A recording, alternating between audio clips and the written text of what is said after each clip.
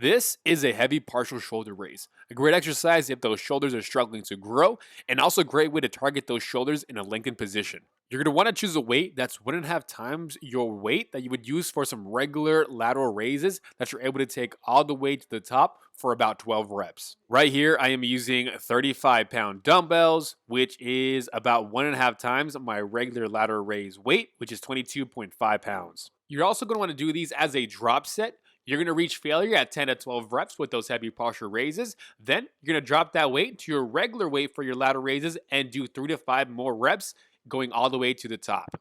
Let's dive into that setup. You're going to want to get into a stance just like you would some regular lateral raises with those hips pushed back and that chest over those thighs. Also take notice of the arm path.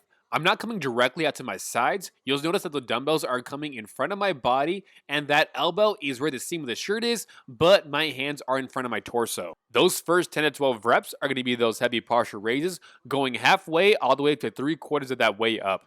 Also for those heavy partial raises, you should not be able to go all the way to the top. And you should also be able to go at least halfway up. If you're not able to go at least halfway up, then you're using too heavy of a weight.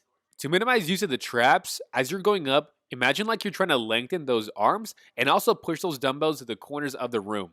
On that way down, try to control it as much as possible. Try as best you can to not let that dumbbell tap that thigh. It's alright if it does toward the latter half of those partial reps, but do not let that dumbbell just slam and hit those thighs. Once you reach failure at those 10 to 12 reps, you're going to immediately drop that weight to your lighter set and then go for 3 to 5 more reps going all the way to the top. Keep controlling that weight down. Don't let those dumbbells touch those thighs, and let's grow those shoulders.